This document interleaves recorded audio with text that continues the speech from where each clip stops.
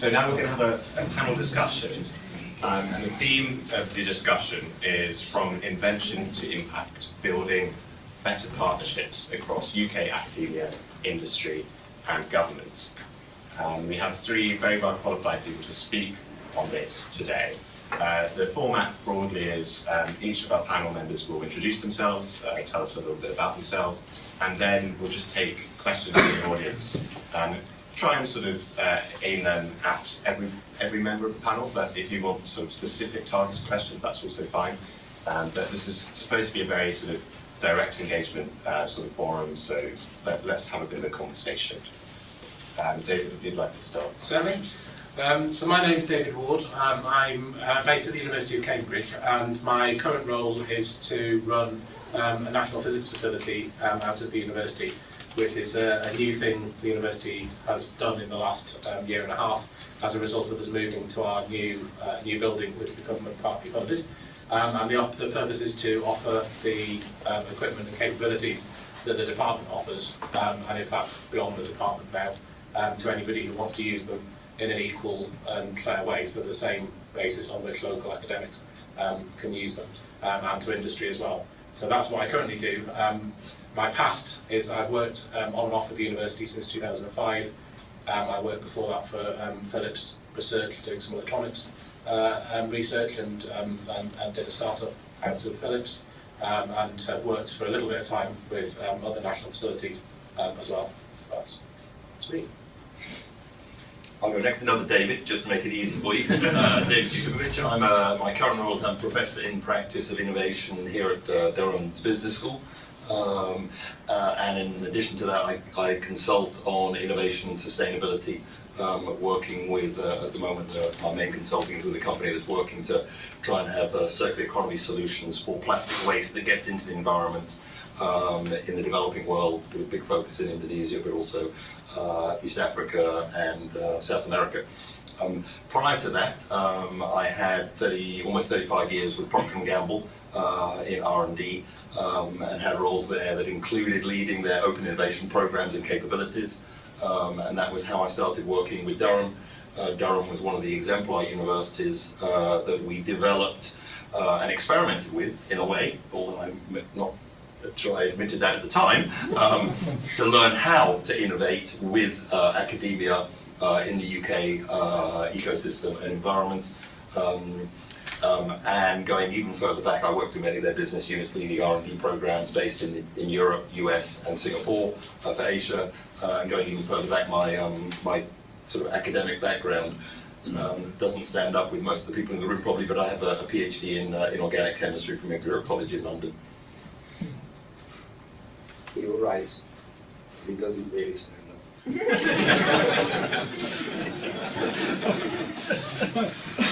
So, actually, this lovely gentleman was our great competitor when I didn't realise, I obviously knew about your extraordinary company when we first worked with Professor Paul at physics, because Paul used to tell me about the wonderful physics of, saves in washing machines and things like that you were working on, and then you became my ambition to exceed the number of students that we could, as we said outside, you had this huge R&D thing, and we had nothing but hope. So anyway, talking about hope, I just firstly would just like to say, how extraordinary Durham is, and thank you so much for all the work that you're doing. But the third thing I'd like to say is, thank you so much for coming today, and there's a couple of you that mean a great. There's a lot. All of you mean a lot to me, as I hope you know. But we've even got visiting fellows here today, like Anne Marie, and I'm very, very touched and grateful that you've come today. It's so lovely. But the principal thing I'd like to say is that the idea, invention, innovation thing matters to me. Not just in science and commercialization, but more roundly in life as well. Because I think it's true to say that as we develop through life, we have to go through the similar sorts of phases. We have an idea for a great life, and we have an invention for a plan for one, and then we constantly have to innovate to affect that plan, because I think von Clausewitz is the one who said no plan survives contact with the enemy, for which read life in this case. And the hope that comes from life is, of course, if you can design then what I constantly talk about to Luciana as a Venn diagram, and Jack, where's Jack? As a Venn diagram of efficiency. And it's taken me 30 years to find that, and when you can do it, when everything that you do, whether it's in the work in Westminster or Whitehall or in public service generally or in science or industrialisation, and obviously in research, which is in one definition of hope, of course, and the ability to adapt being a definition of intelligence, and combining that research with intelligence provides you with an institute which has a number of different ways to proceed in the future. But it's built on a simple understanding. If you're in that Venn diagram, but if you mention that word public service, how do you apply that?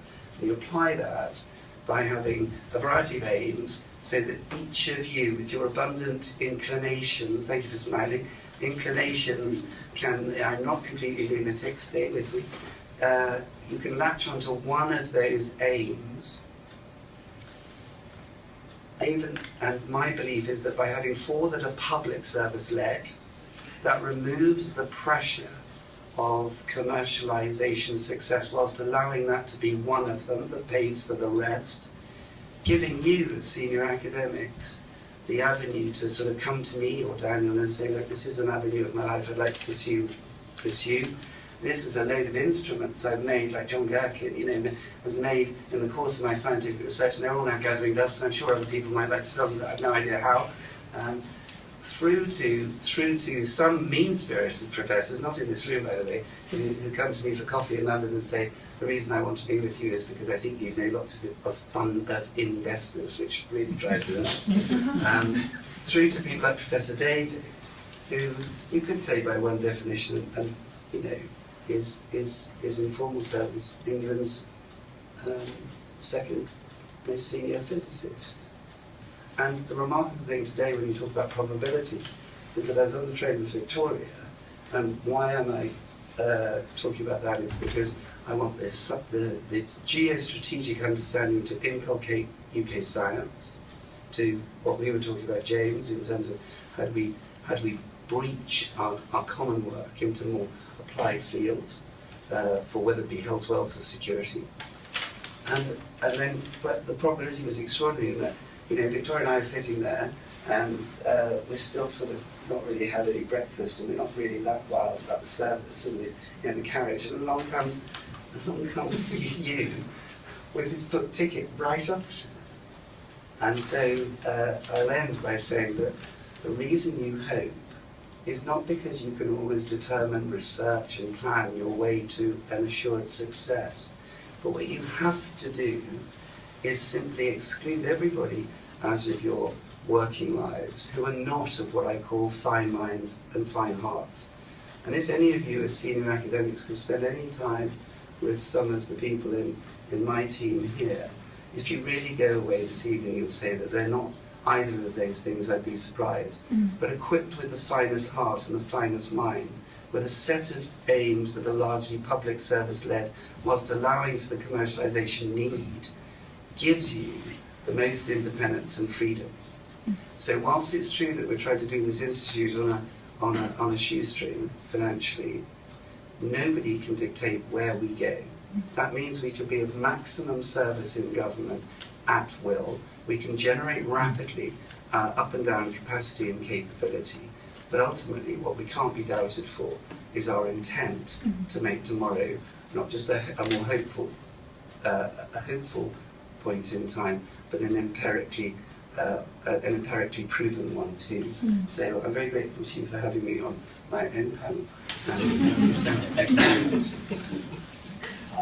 Right. So if anybody has any questions, kick us up. I think some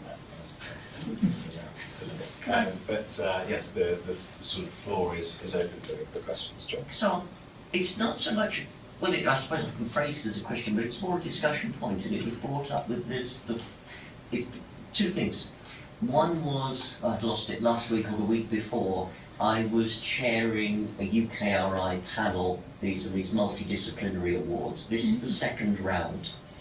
And I was involved in the first round as well. And the quality of proposals this time, the quality of the ideas, very careful choice of words there, were very much lower than in the first round.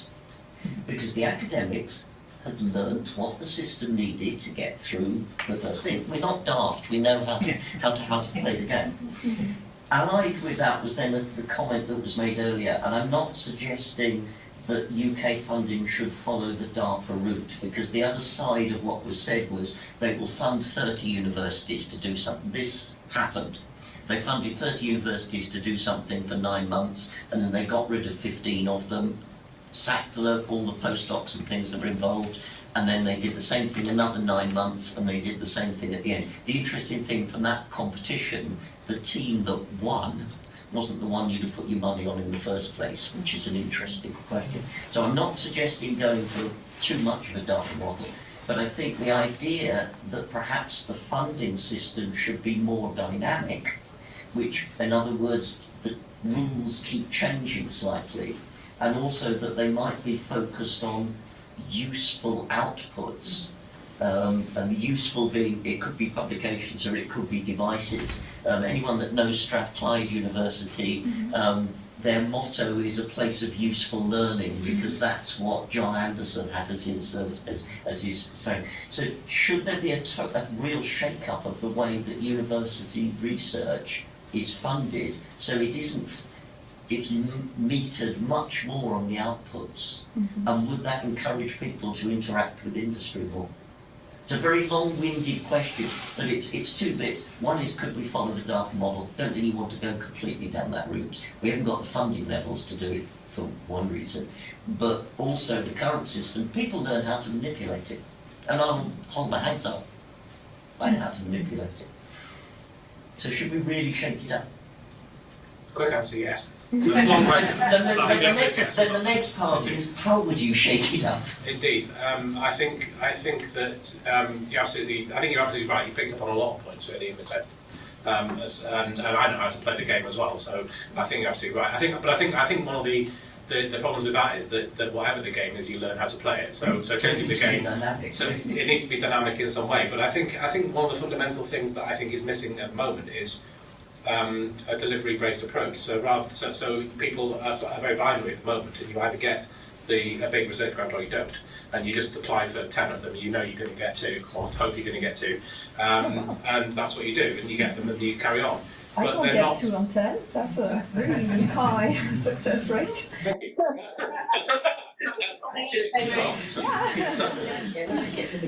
So what would you get? Less than 2, I'd say even less than 1 actually on 10 proposals on so average. Yes. Sub 10%. Yes. Yes. Yes. The 2 in 10 comes out of some averages of statistics we've got from our grants office in physics in Cambridge, and I think part of that, I don't want to go too far down that rabbit hole as well, but that I think is because people don't put in as many grants as they should, so they spend a lot longer producing what they think is perfect grants.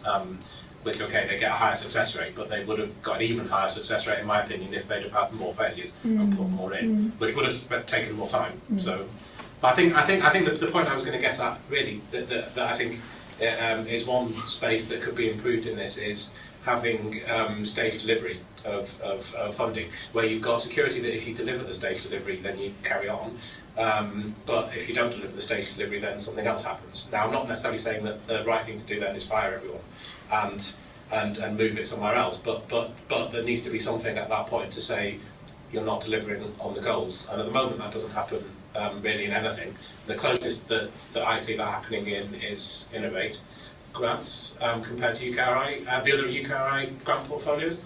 But even in that case, as was mentioned in one of the talks previously, the deliveries are wrong in that, because their delivery is based upon have you delivered financially on spent money, not have you delivered the actual objectives of doing something exciting. So I think that's my response. Maybe building on that, industry would have everything milestone deliverables based. And you've got stage gates as you go through, and if you're hitting them, then you'll continue. Would be expected probably at each stage gate you will be adjusting your plans, because you can never foresee exactly what you're going to learn, and therefore the plan can't be perfect. So you would adjust as you go, but it would all be stage gated. Having said that, you do need to understand what you're going to do with the resources if you don't then continue to invest them. Industry doesn't typically then go and fire the whole team. They then redirect them to a different problem or a different solution, because another piece that they would have is fall in.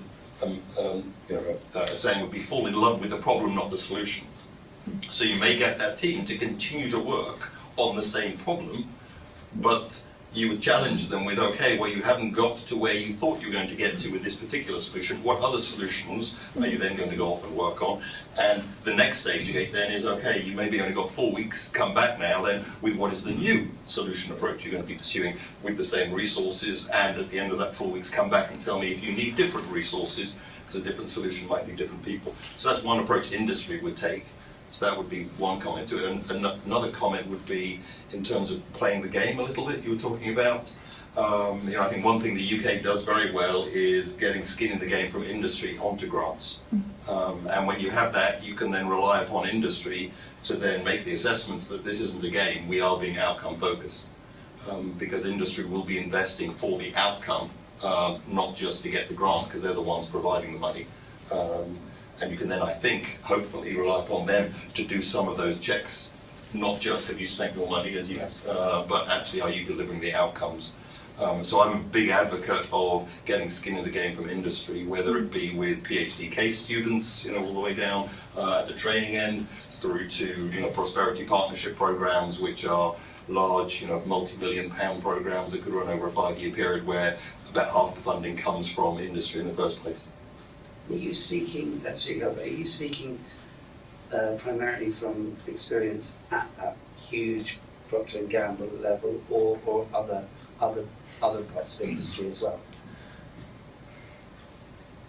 My personal experience was with P&G. Yeah, so it's a little bit easier with a large company like that, because we could have a strategic relationship with UKRI, with the research councils, to then develop programs.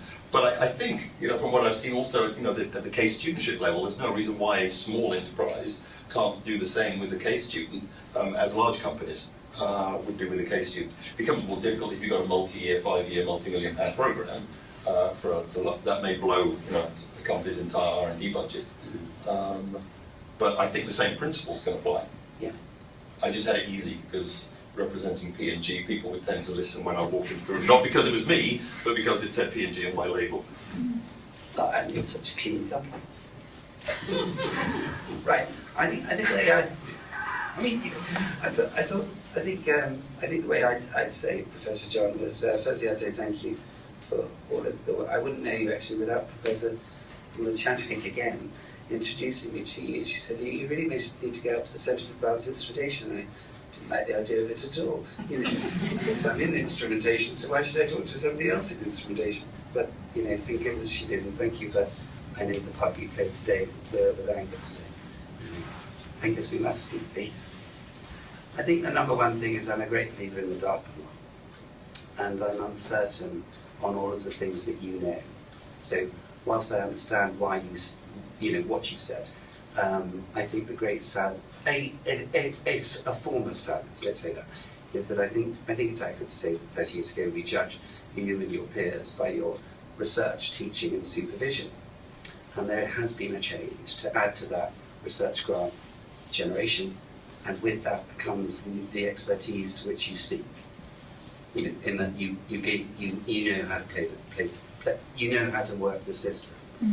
So I believe that you're disadvantaged from doing it any other way without having a huge body of government science. And for those of you that know anything about me, you'll know that in the Centre for Underwater Acoustic Analysis, we are trying to regenerate what was formerly government capability in a new public service way from the outside. And the extraordinary thing is that when I started to do that, if I hadn't known any of you, then the typical response was, would you like to support me in that work, which is much more at the national security end. Most of your peers would decline to discuss that really, except in the politest way. If I said, would you like me to work in a more climate driven way, the majority would agree to do that with enthusiasm. And of course what they hadn't understood, because I hadn't explained it, was that because climate is affecting certain underwater data points, then unless we work on those with a climate enthusiasm, we won't adjust them for really perilously important national security things that flow from that. So if I was to give any advice to any senior academic, I'd say look for detectability and invisibility are the outcomes that we are seeking to cure.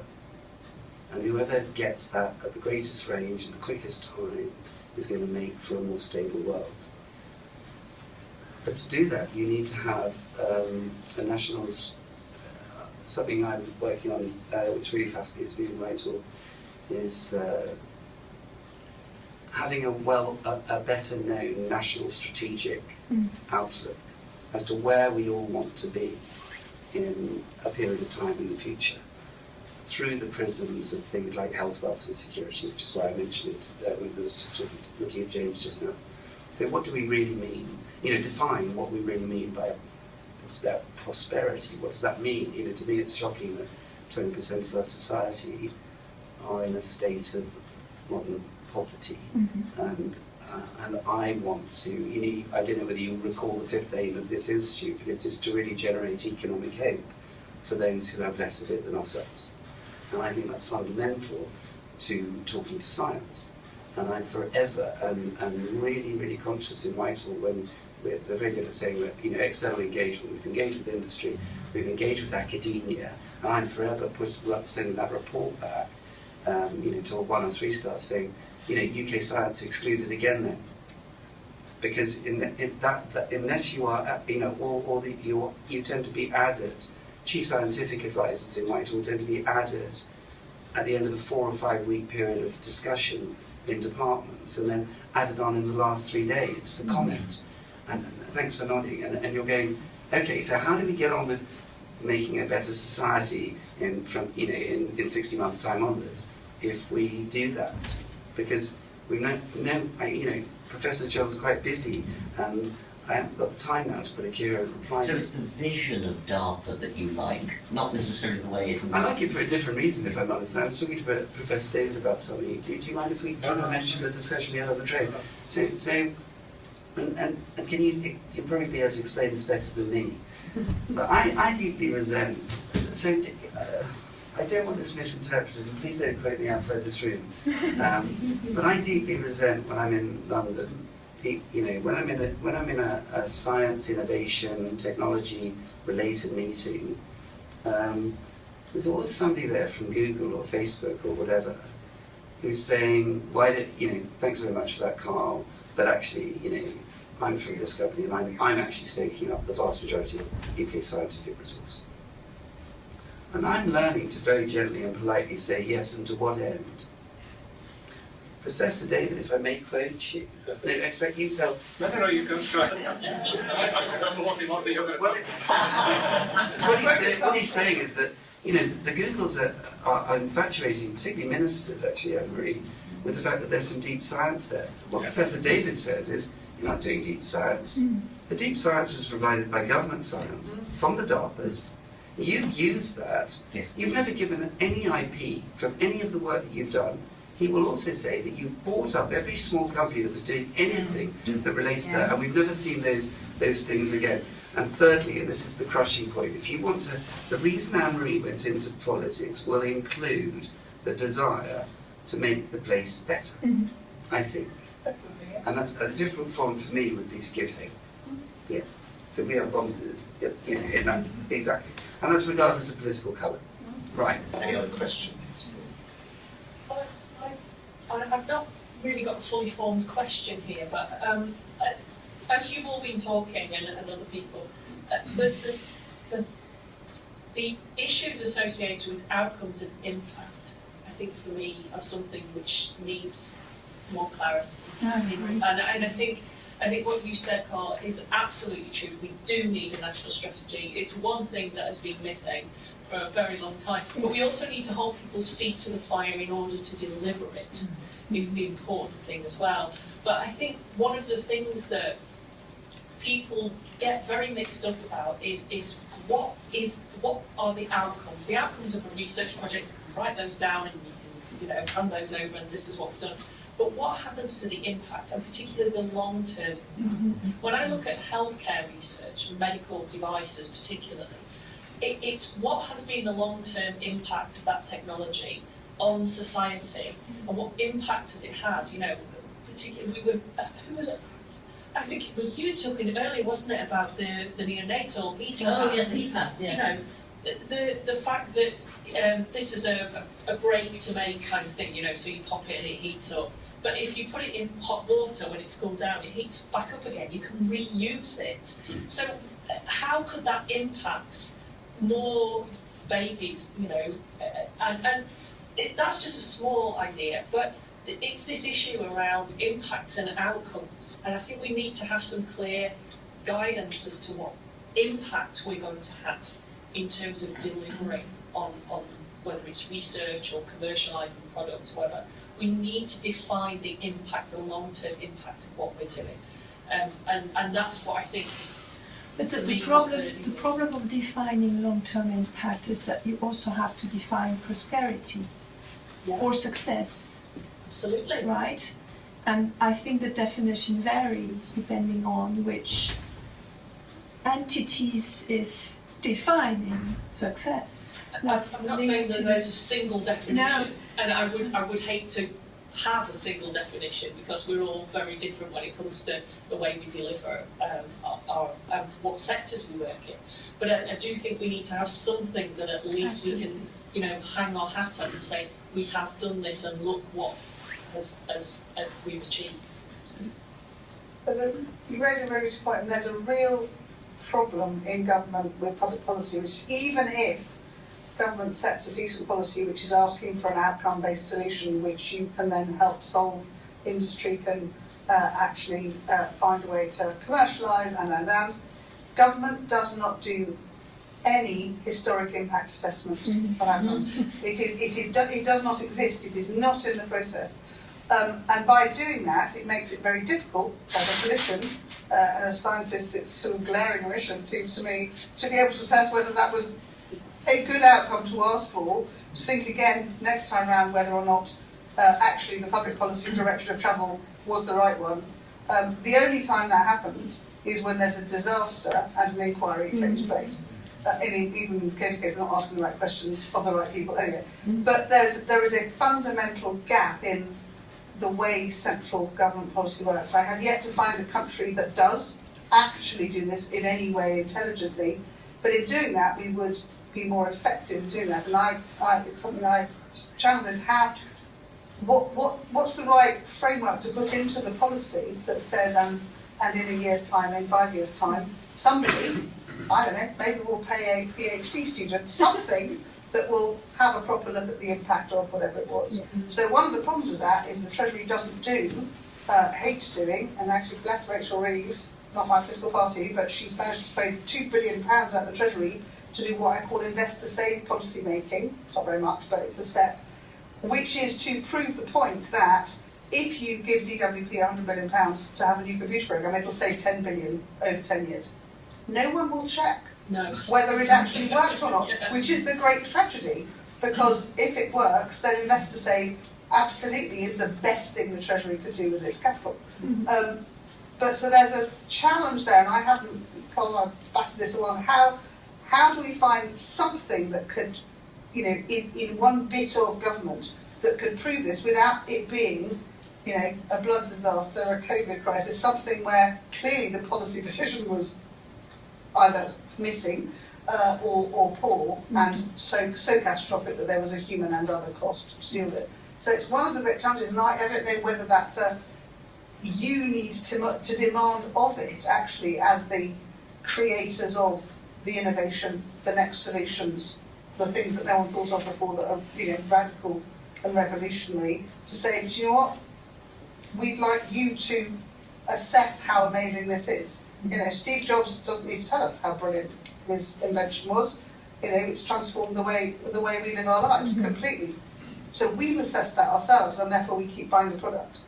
government policy doesn't make that assessment and therefore often actually doesn't keep finding the right product. But it's not just closing the loop, it's also then reacting to what output you got.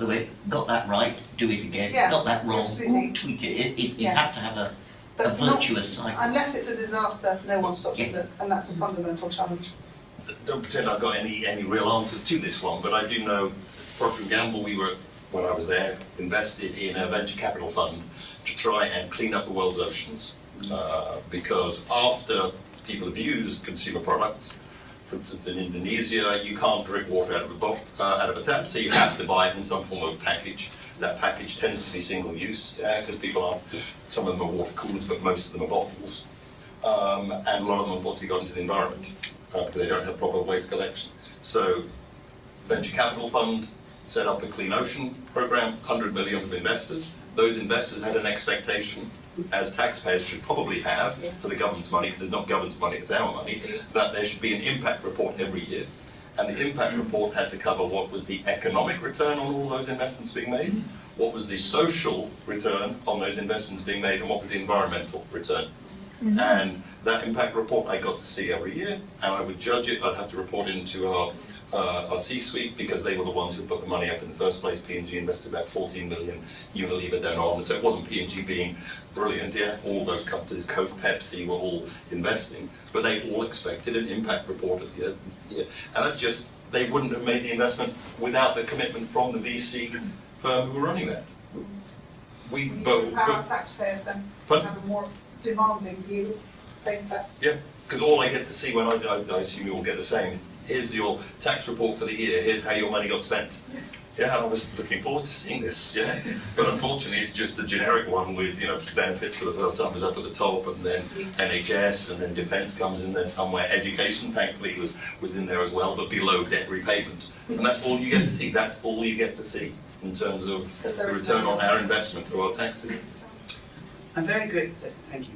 I'm very grateful to you, Matt, for saying what you just said. If any of you ever feel that you know, in your busy lives, there is a national purpose missing to what you'd like to do, please just let me know. Cohering capabilities and capacities is one thing, but intent is the thing that changes lives. So, if that interests you, please let me know. And I would genuinely try to do something with it within about, it'll just take 90 to 100 days. No, but hang on. Yeah. Thank That's you. very good, yeah. That's very good. It's super quick. Yeah. But I want to build up a cadre of the United. You all know that you are now at 420 in the Institute. And my aim, Jack, calm, is 1,500. And that will be the largest public service-led concentration of senior academics in this country. Anyway, the point is if a fraction of you wish to serve that sort of direction, then obviously all I need to work out is what it is you'd like to bring, what time, and how. And then I would like to clear that into so that we're actually doing something about that national strategic point. But I leave that with you. I think the only thing I'd add to that is that from a writing grants and academic research point of view, impact is a word that still makes academics kind of twinge from a UKRI perspective because of writing impact statements. But I think it was quite interesting that impact statements went out just before AI came in, because it seems like the perfect application of AI is writing impact statements UKRI research grants, which is why they've hopefully got rid of them.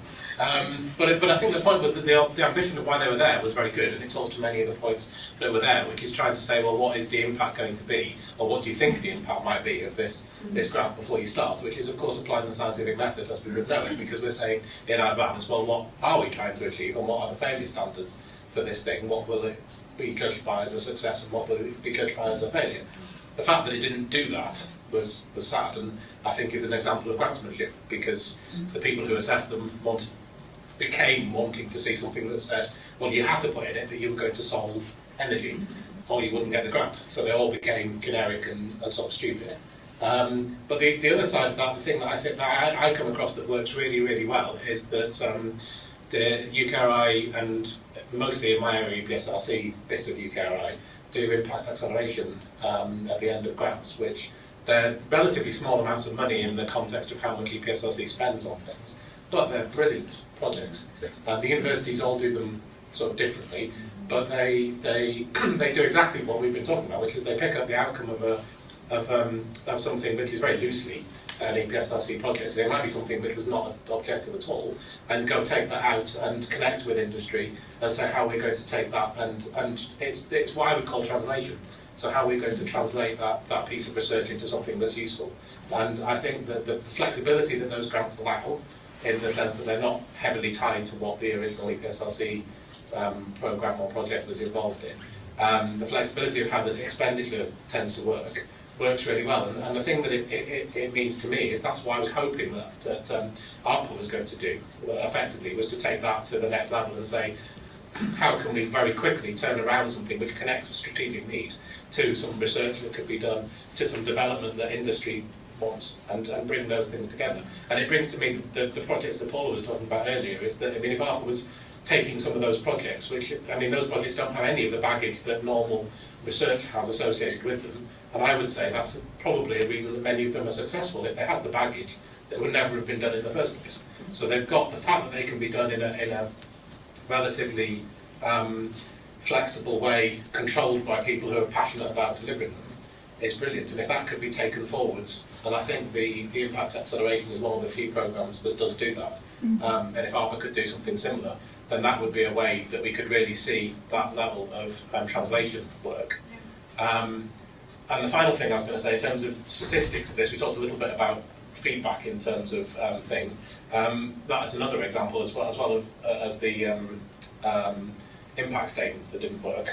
Research fish is another thing that makes academics twinge. Well, research fish's ambition was to try to do exactly the point, which was to capture the outcomes of research programmes of all sorts, so that there was some way we could report back on what it is that was done, what was successful in it, what patterns were generated, what things were done.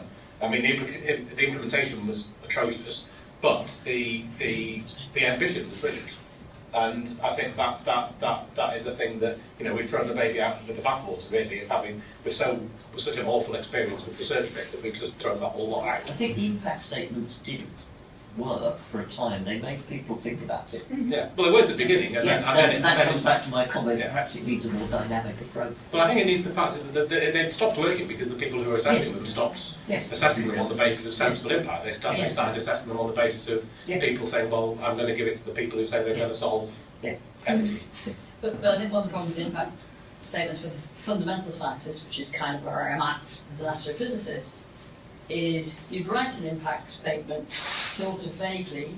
What you really need to be able to write, look, I'm a fundamental scientist, this is what we've got. The impact might be in 20, 30, 50 years, actually. So you'd end up writing frankly tosh in your impact statement that didn't fit the fundamental science. Exactly, and I think that's the reason they became awful, was because they were just totally ridiculous.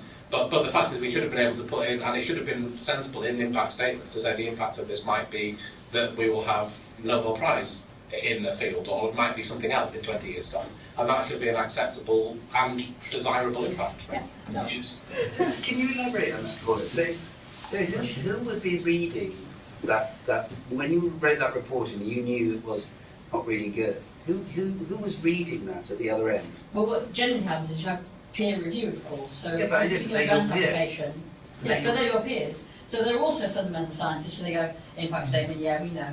And they read the rest of I it. see. Right? That's what they stopped using. Wow. That's what it's Okay, because they know that you're in that position. They know that, I've had patents out of the things that I've done, but they've been sort of, oh, that probably has a use, and you know, something has come out of it, but it wasn't the fundamental thrust of the The research. first ones were really quite good. And when were these?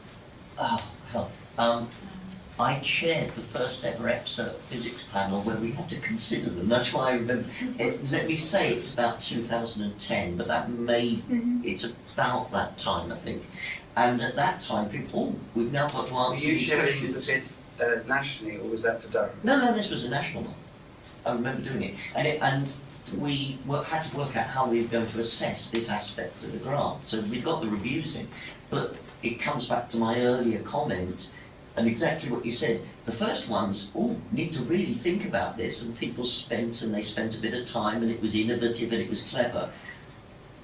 Give it 3 years, people have learned how to answer them, to give the answer that people go, yes, that's all right, and it then became a virtual tick box for all intents and purposes. And it's this bit that you need, I think, a level of dynamic change going along all the time, just to make the people think.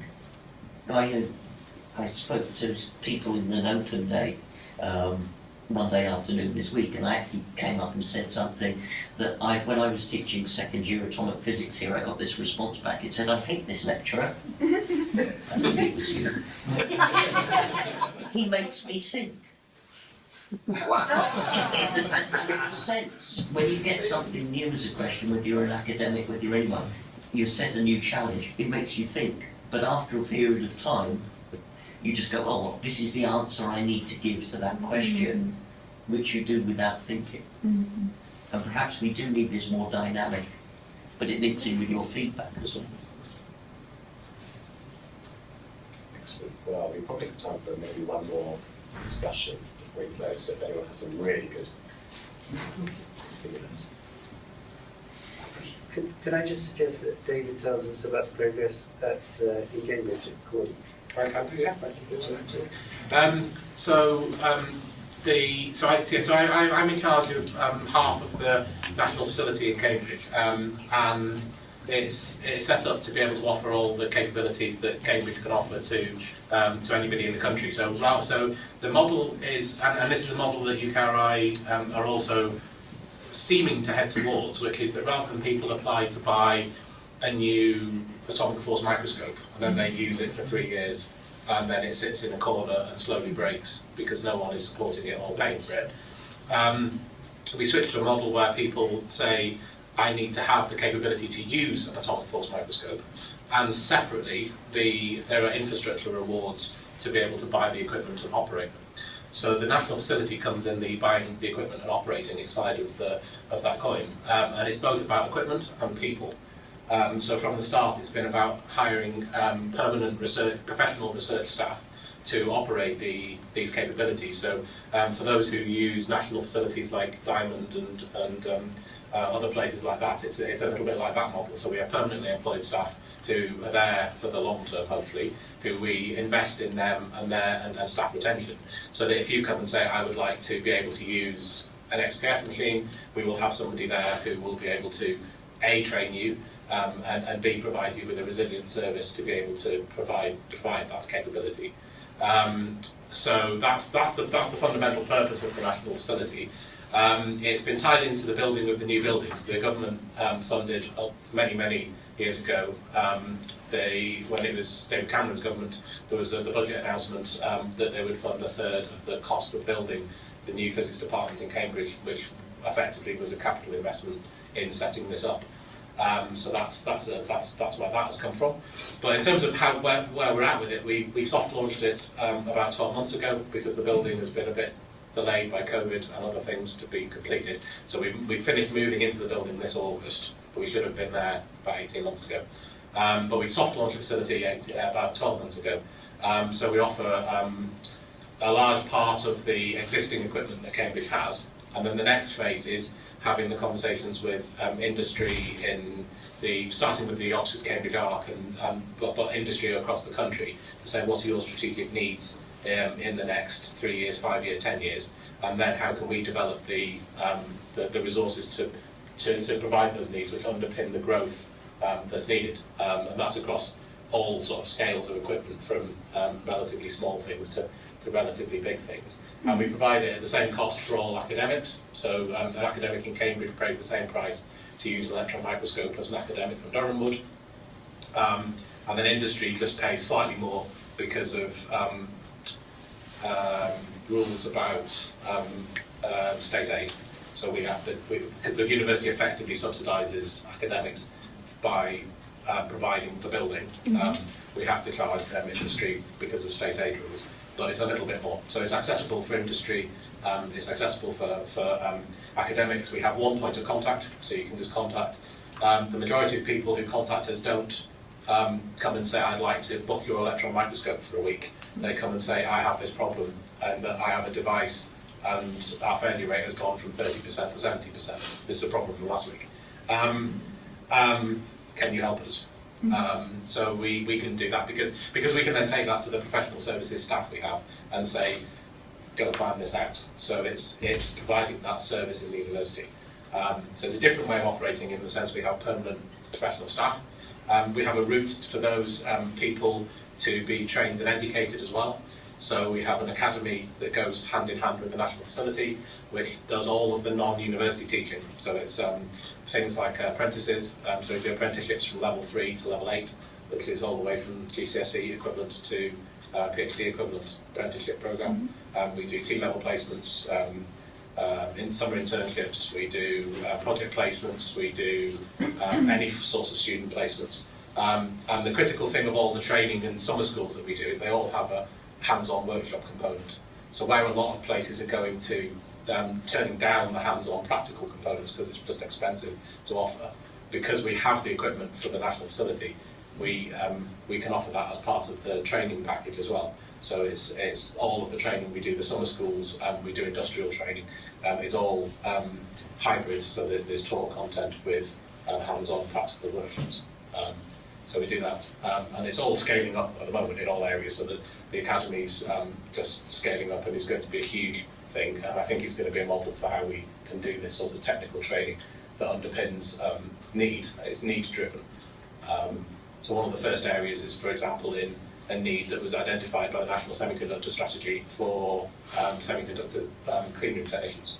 So we have a training clean room. It was not being used a huge amount of the time because we were using it to train our own students to use our clean rooms. So we can do a clean room training program routinely, and that literally drives trained technicians for the semiconductor industry around Swansea.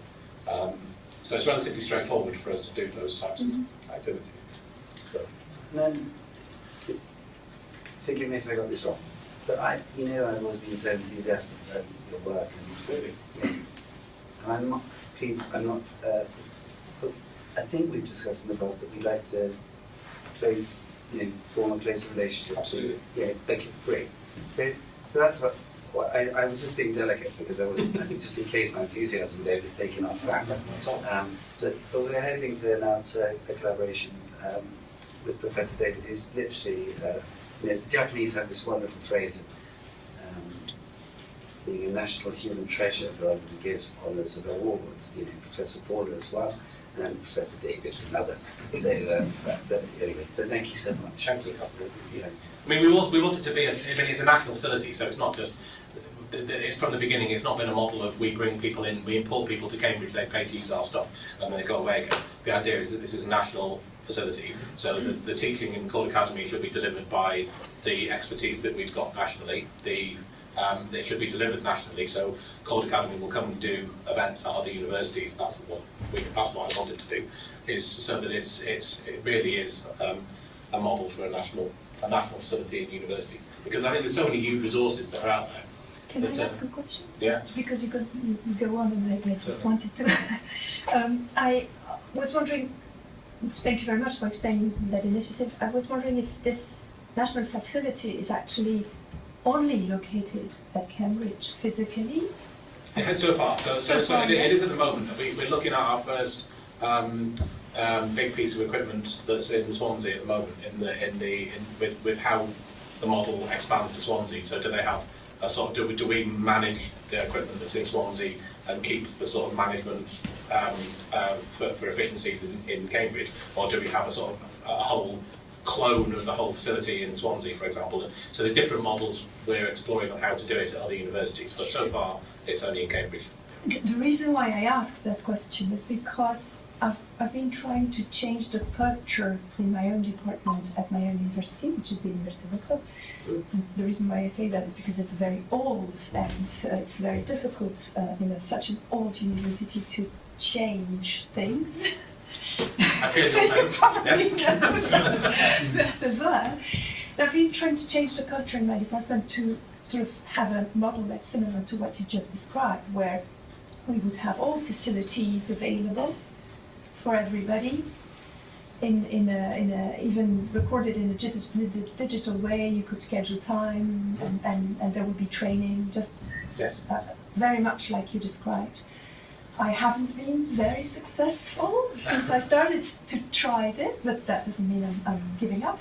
But my question is basically, does that mean that if I have a facility, I could be part Yes, of this Definitely, national? we can certainly talk And about then how to. basically, Yeah, I mean, and we can provide the structure for all of those things, because those are the things that we have resolved with quite an amount of pain, is how to do all the things like having user booking facilities, the health and safety processes, the contracts for allowing visitors in, all of those sort of things. We have all the processes to do all of those things. So that's a benefit from joining in the way that we can just offer those things as a service to other people.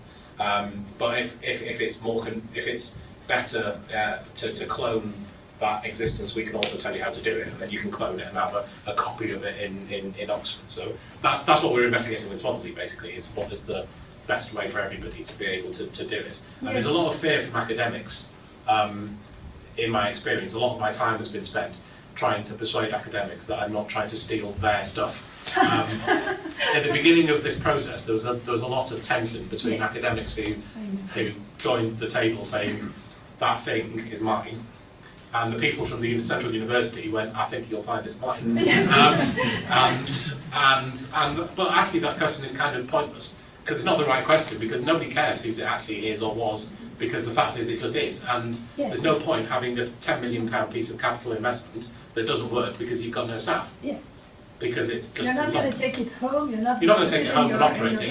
You You can't operate it without the money and resources and the staff to Yes. operate it. So I also find it quite important for early career researchers or people who have difficulties finding, leveraging the right amount of money to have the right equipment. Basically, I find that it's incredibly interesting to be able to. So that's what I've talked to Carl about, and I mean I have such a good connection every time that I see Carl, and we have really good connections. And I think one of the big things that I think we both really keen on is finding the right way in which we can get people in and give them access to it in an efficient way, and try and bypass all of the complexities of how a PhD studentship's going to attract funding and how can we do these things. It's more a case of if someone has got a good idea and they need a tool that we've got, the first step is use the tool and we'll work out how to deal with the money afterwards.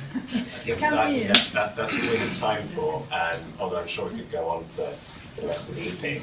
Carl was going to say a few words in a moment, if you'd like, but I just want to thank, first of all, the panel.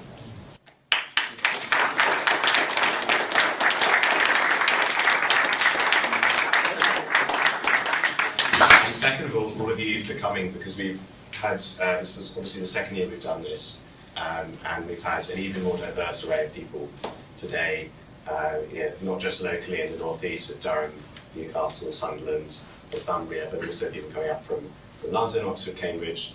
So I'm very grateful for that, because we are not just a regional university, we are also a sort of national institute, and that's been a big aim over the last sort of year and a half as we've expanded. Hopefully there is some food in life, and there are some lovely places, so feel free to stick around us. I think we have definitely overcated, so but I'll just pass on to Carl for a few questions. Just really quickly, because honestly I do think you've had a long day, but thank you so much, Doug. The first thing is that there were in this audience people that when we were first putting together the institute, they were your peers, and one of them has left the room today. And I will never forget, Daniel said, you've got to meet this professor, he's just amazing. And I met him, and he talked to me for a coffee, and one of his questions was, what's the point of you? He said, as in me. And then after that was, what's the point of this institute? I just can't see the point of it at all. And then we were about to have our first conference. He was calling out Daniel, saying, can I speak at it? So times change. The second thing is Nobel Prize winners. David said something really fascinating to me today, which is the reality is that at Cambridge, and it will happen the same at Oxford, people are appointed because of their Nobel Prize winning potential.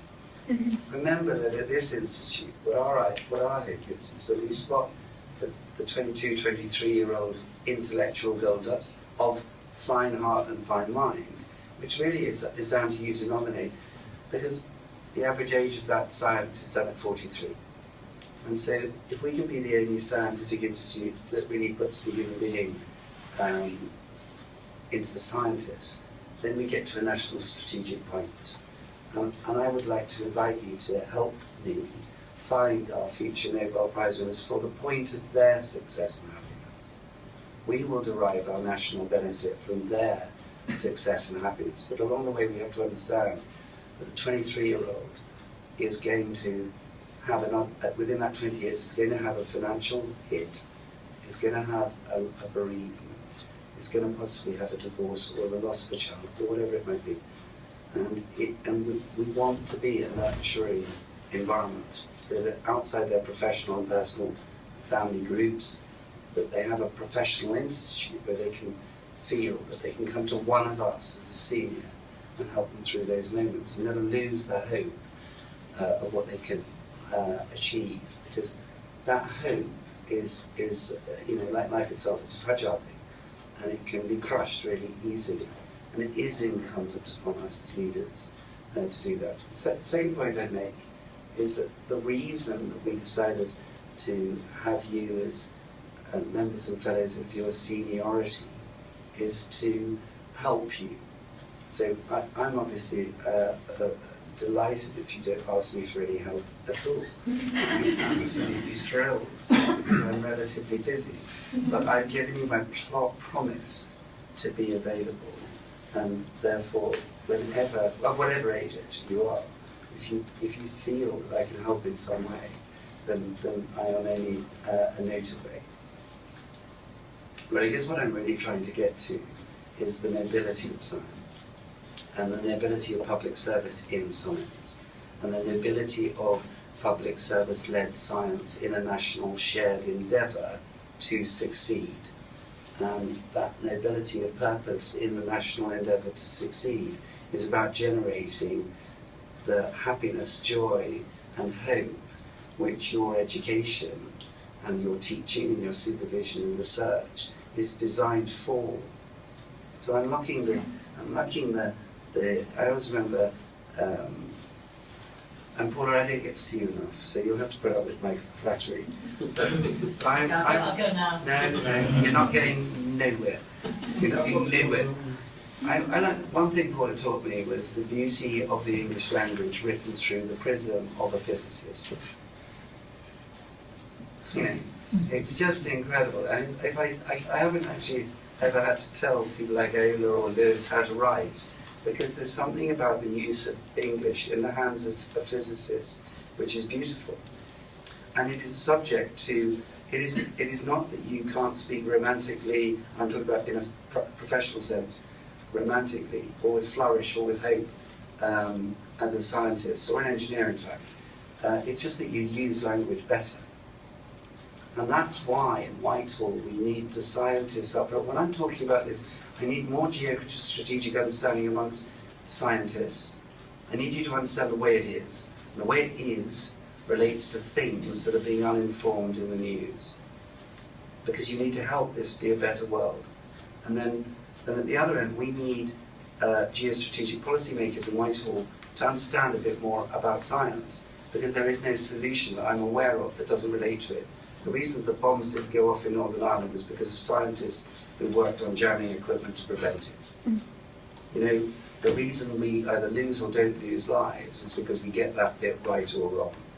And the reason that we build a health system or a prosperity that matters for people is because we underpin it with something that is scientific or technological. So really this is a long-winded way of saying, where are your Nobel Prize winners? Because actually beyond that, I have a much higher ambition to talk to something that James and I are discussing at the moment, which I think we're broadly in agreement with, but we differ at moments, which is my hope. Paula taught me this. Everybody knows about Isaac Newton, and everybody knows how much I care about Newtonian discovery, to Paula's fundamental discovery point. But the reason for that is, again, something I was taught by this person, which was Newton did something that lasted for 400 years, that still lasts, and 400 years on is still enduring. We talk about legacy in American terms, in terms of 16 weeks. To talk in terms of centuries. I want to talk about doing things in this institute that is the equivalent time that Durham Cathedral has been here. Remember, the qualifying question for anybody joining my company is, and you win or lose, this is at the end of a substantive selection process. Thank you. What is the question, Ava? What is the significance of Durham Cathedral? What is the significance of Durham Cathedral? Because if you come into this university and you say to me, I don't know, what, you're not impressed with it even on an engineering side? I saw Victoria today and she said, I didn't even realise how big this thing was. But if you can't be moved by the fact that the faith came before the university, and that's not imposing a faith on you, it's just saying that lives in who we are as a country. We are a sacred country. Again, I'm not imposing my faith on anybody. I'm just saying, understand and join the dots and realise that I don't want to just find Nobel Prize winners. There is a reason why you generate more Nobel Prize winners for science at one Cambridge college than, forgive me here, the entire nation of a neighbouring country with a capital beginning with B. But I want to go a little further and generate, thank you, Matt. I want to generate the new Newton, but based on this. Newton, having done everything he could in mathematical science, then devoted the next 30 years of his life. Well, his own professor gave his own professorship to Newton, saying, you are my professor now. I mean, only in England did that happen. And then he went on to 30 years in counterfeiting, in public service, because he discovered that 20% of England's economy was lost to counterfeiting. That's the point of Newton. So I firstly need your Nobel Prize winning candidates to nurture for the next 20 years, because I want to do that. But beyond that, I want us to find our country's next Newton, whoever she or he is. So thank you so much for coming, and please keep in contact. And if you need anything, I promise you I am available.